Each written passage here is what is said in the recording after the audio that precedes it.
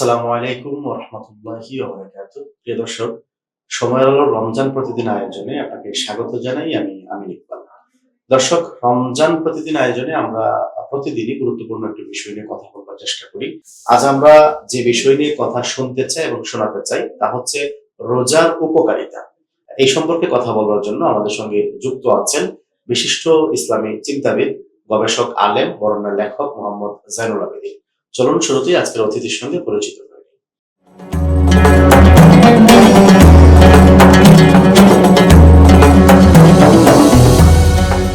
রমজান মাস চলছে। এই মাসে আপনাকে পেয়ে আমরা একটু আনন্দ বোধ করছি। আমরা আমাদের দর্শকদের জন্য যে বিষয়টি প্রথমেই আলোচনা করতে চাই, যা আসলে আমাদেরকে কিভাবে বা কি উপকারিতা নিয়ে আসে। হযরত রাসূলুল্লাহ সাল্লাল্লাহু আলাইহি ওয়াসাল্লামকে একথা বলতে শুনি তিনি বলেছেন, লা খালুফু ফিহি আতয়াবু ইনদাল্লাহি মিন রিহিল মিস্ক। একজন রোজাদার ব্যক্তি সারাদিন রোজা রাখার কারণে তার পেট যখন শূন্য হয়ে যায়, তখন পেটের শূন্যতার কারণে মুখ থেকে যে দুর্গন্ধ আসে, সেটা আল্লাহ জাল্লা জালালুর কাছে মিস্কের সুবাসের চাইতে অধিক প্রিয় হয়। তো যখন তার মুখের দুর্গন্ধটা আল্লাহ জাল্লা জালালুর কাছে প্রিয় হয়ে যায়, তখন সে কি প্রিয় হয়ে যাবে না?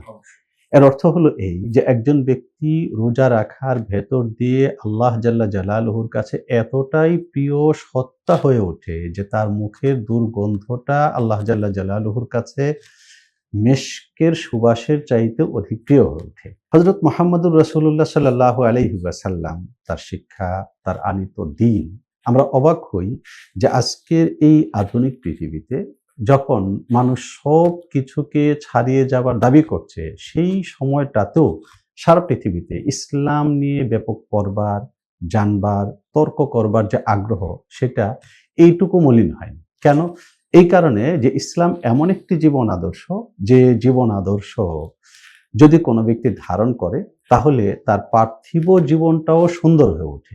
এই রোজার জায়গাটাতে যদি আমরা আসি, তো হযরত রাসূলুল্লাহ সাল্লাল্লাহু আলাইহি ওয়াসাল্লামকে আমরা দেখতে পাই, তিনি বলছেন যে ওহুজু তাফতানিমু, তোমরা যুদ্ধে যাও, তাহলে তোমরা গনিমত লাভ করতে পারবে, শক্তিশালী হতে পারবে, সবাইকে ছাড়িয়ে যেতে পারবে। রাসূলুল্লাহ সাল্লাল্লাহু আলাইহি ওয়াসাল্লাম সেই সঙ্গে এটাও বলছেন ওয়াসুমু তাসিহু, এবং তোমরা রোজা রাখো, তাহলে তোমরা সুস্থ থাকতে পারবে। ইমাম তাবরানী রাহিমাহুল্লাহু তাআলা তার আল আওসাত কিতাবের মধ্যে এই হাদিস এনেছেন। সনদে সামান্য দুর্বলতা থাকলেও অনেক সংখ্যক বর্ণনায় হাদিসটি বর্ণিত হওয়ার কারণে মুহাদ্দিসগণের দৃষ্টিতে এই হাদিসটি প্রত্যাখ্যাত নয়। এর অর্থ হলো গ্রহণযোগ্য এই হাদিসটি।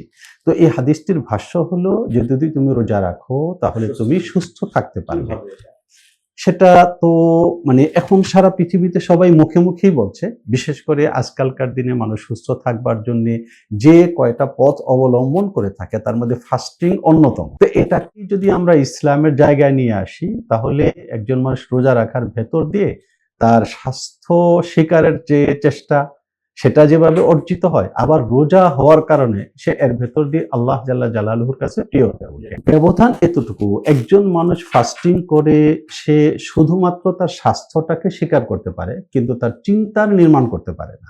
এখানে আমরা তৃতীয় উপকার যেটা বলতে চাই, সেটা হলো যে তাকওয়া অবলম্বনের কথা বলা হয়েছে। তাকওয়াটা কি? তাকওয়াটা হলো, কেউ কেউ তাকওয়ার তর্জমা করেছেন সাবধানতা, মুত্তাকিন এর তর্জমা আমাদের বিচারপতি হাবিবুর রহমান, তিনি যে কোরআনে কারীমের তর্জমা করেছেন, সেখানে তিনি সাবধানী অনুবাদ করেছেন। আবার কেউ কেউ মুত্তাকি শব্দের তর্জমা করেছেন হলো আল্লাহ সচেতন। তার কারণ হলো যে তাকওয়া এই শব্দের অর্থ হলো ইসলাম যা করতে বলেছে বা আল্লাহ এবং তার রাসূল যা করতে বলেছেন তা করা, আর যা করতে নিষেধ করেছেন তা থেকে বিরত থাকা।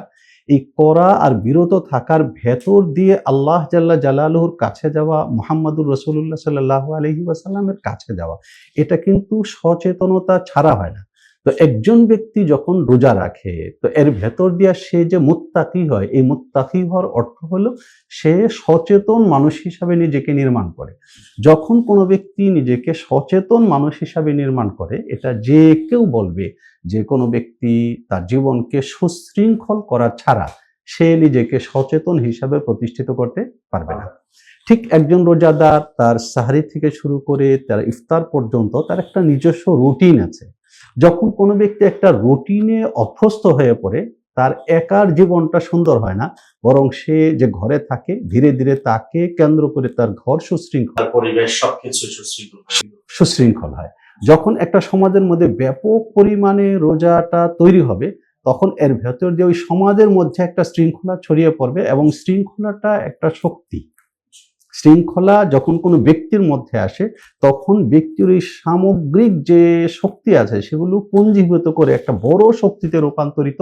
আরেকটা বড় রকমের উপকার হলো যে মানুষের মধ্যে সৃষ্টিগতভাবে আল্লাহ জাল্লা জালালুহু দুটো জিনিস রেখেছেন, ফাআলহামাহা ফুজুরাহা ওয়া তাকওয়াহা।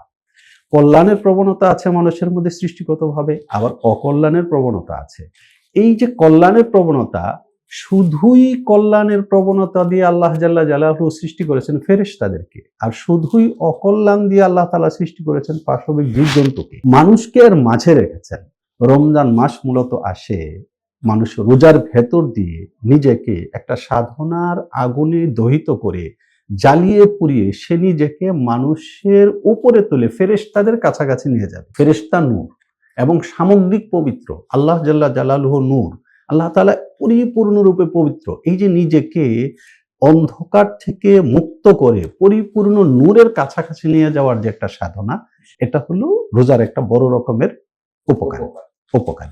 এর ভেতর দিয়ে একজন মানুষ, শুরুতে যে কথা বলেছি যে এর ভেতর দিয়ে একজন মানুষ আল্লাহ জাল্লা জালালুহুর কাছে পরিপূর্ণরূপে প্রিয় হয়ে ওঠে। আল্লাহ যিনি সব কিছু জানেন, সব কিছু দেখেন এবং সমস্ত সুন্দরের যিনি আধার, যখন কোনো ব্যক্তি তার কাছে প্রিয় হবে, খুব স্বাভাবিকভাবেই চারপাশে সে প্রিয় হয়ে উঠবে। আমরা যদি মোটা দাগে শিরোনাম করি যে রোজা অন্তত 4 থেকে 5টা উপকার আমাদের সাধিত হয়। এর মধ্যে 1 নম্বর বলেছেন যে আল্লাহর কাছে প্রিয় হওয়া, 2 নম্বর হচ্ছে সে শারীরিকভাবে অনেক সুস্থ থাকতে পারবে, 3 নম্বর সেটা রুটিনের মধ্যে চলে আসলো, তার জীবনটা সুশৃঙ্খল হয়ে গেল, এবং তার এই সুশৃঙ্খল জীবনের মধ্য দিয়ে তার সমাজ, পরিবেশ এবং পরিবারের লোকজন সুশৃঙ্খল জায়গায় চলে আসলো। আরেকটা হচ্ছে আল্লাহর কাছে মুত্তাকি হিসেবে সে পরিচয় দিয়ে খুব তার মর্তবাটাকে অনেক উপরে নিয়ে নেওয়া। এই তো ছিল রোজা। এবং এর শেষ পরিণত হলো ও উজলিফাতিল জান্নাতুল লিল মুত্তাকিন, বেহেশত তার ঠিকানা হবে, এবং সে সবার প্রিয় হবে। যখন আল্লাহর প্রিয় হবে, সবার প্রিয় হবে। প্রিয় দর্শক, আমরা অল্প সময়ে রোজার উপকারিতা সম্পর্কে গুরুত্বপূর্ণ কয়েকটি বিষয় শুনলাম। আমরা যদি আমল করতে পারি এবং আমাদের রোজাটাকে যদি আমরা সুন্দরভাবে কাটাতে পারি, তাহলে নিশ্চয়ই এই উপকারগুলো আমরা সাধিত হবে ইনশাআল্লাহ। তো ভালো থাকবেন। আসসালামু আলাইকুম ওয়া রাহমাতুল্লাহি ওয়া বারাকাতুহু।